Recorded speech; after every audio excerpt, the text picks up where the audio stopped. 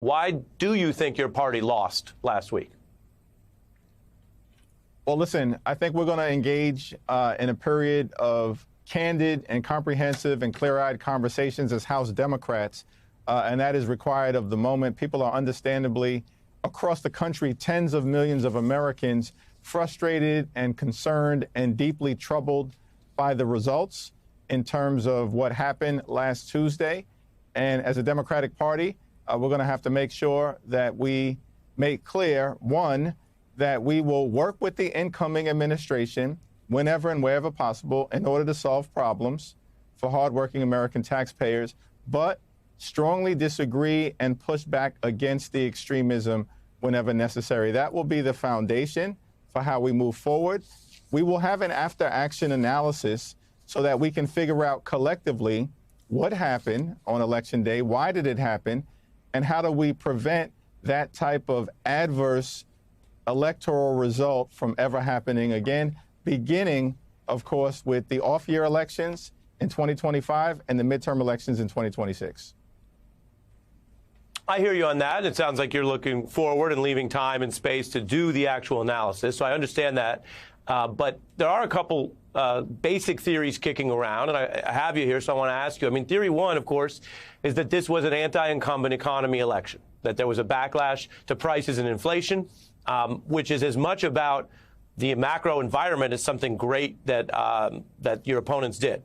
The second theory that has gotten a lot of attention, including from Pelosi and others, as you probably know, is that Biden stayed in too long and you didn't have time to get the ideal candidate, and even that the party should have looked beyond the Biden-Harris administration. And the third theory is that there's something more out of step or wrong with the Democratic Party's core values and pitch to voters right now. I get that you're going to go through all the evidence over time, but can you give us a peek into this? You are a leader of the party. Do you think this is a inflation thing or a wrong candidate thing, or maybe there needs to be larger soul searching?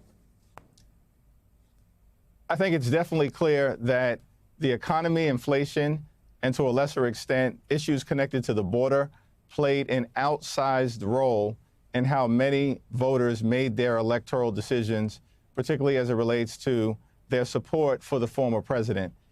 I don't think there's enough evidence at the House level or at the Senate level to suggest that this was an anti-incumbent thing when 90% of our 31 battleground incumbents outran the national environment and are on their way back to the United States House of Representatives. That's not an anti-incumbent wave because the overwhelming majority of them would have been swept away. And that's a credit to our incredible incumbent frontline House members who connected with the people that they represent, have a vision for the future, focused on the kitchen table pocketbook issues that matter, and have been reelected. I think it's also fair to say that when you look at the battleground situation that occurred at the Senate level, and far be it from me to speak for my colleagues in the United States Senate, but it is clear that you had multiple battleground states where Democratic incumbents, or in the case of Alyssa Slotkin and Ruben Gallego, two House members, we're very proud of them, were elected to the United States Senate on a very tough night. So I think we have to make sure that we are clear-eyed and authentic and unadulterated in how we assess what happened so that we can engineer a comeback on behalf of the American people and protect the things that matter, our American values, protect our institutions, protect our freedoms, and protect, the way of life in terms of the middle class and all those who aspire to be part of it. But we also, I think, can't be hysterical in our assessment that this was some anti-incumbent wave that knocked down Democrats all across the country when the facts actually say something very different. Yeah, I appreciate you engaging in the conversation there. And you're certainly making a fair point, right, that Donald Trump improved his numbers. There are people who look at that and say, how, with everything exposed about him, could he improve his numbers at all? That said, it wasn't some Reagan-esque 49-state romp. And some of your team did get back up and still have the support of the voters. I want to play some of what your caucus, your House Democratic members have said. Take a listen.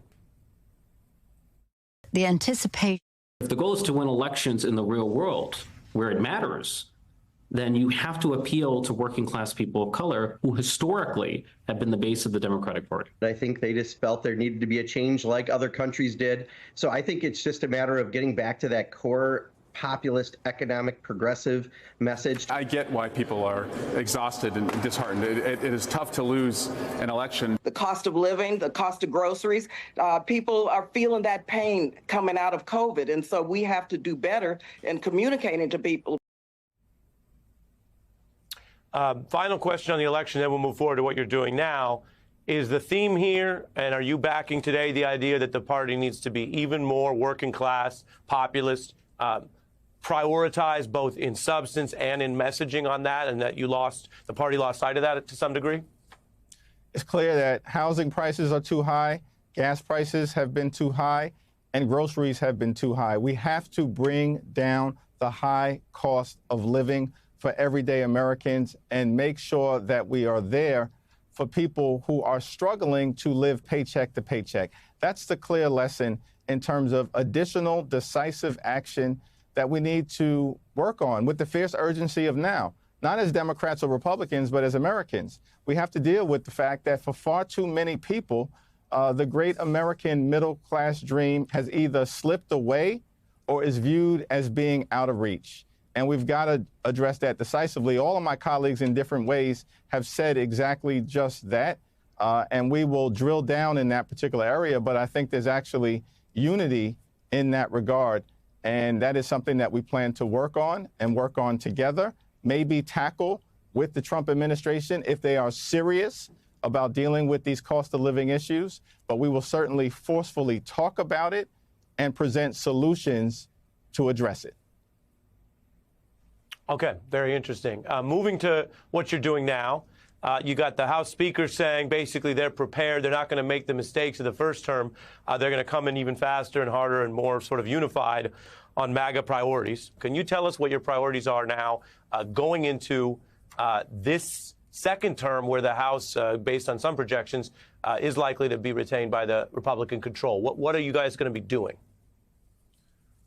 Well, we're going to work with our colleagues on the other side of the aisle in the incumbent administration, whether we're in the majority or not, and that remains to be seen. There are a handful of races, particularly in California, that need to be called that will ultimately determine the majority one way or the other. One thing we know, Ari, is going to be very close. This is not a situation where in Donald Trump's first term, when he was sworn in on January 20th, there were 241 Republicans in the House of Representatives and only 194 Democrats. They have already demonstrated in this Congress that they cannot completely govern on their own with the narrow majority that they currently have, and if they're so fortunate, the narrow majority that they will still have. So that's a significant difference. That will give us the opportunity to be very clear. We'll find bipartisan common ground on any issue in order to make life better for the American people and deliver real results whenever and wherever possible.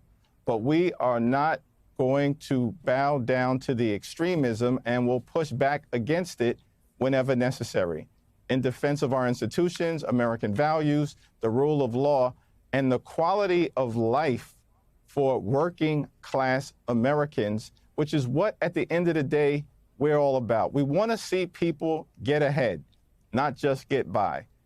And those are the policies that we will drive as we move forward. Congressman, you know, we've had these conversations. I am curious what you say to someone who might be open-minded or even lean towards agreeing with you that there should be a constitutional republic, co-equal democracy, co-equal branches.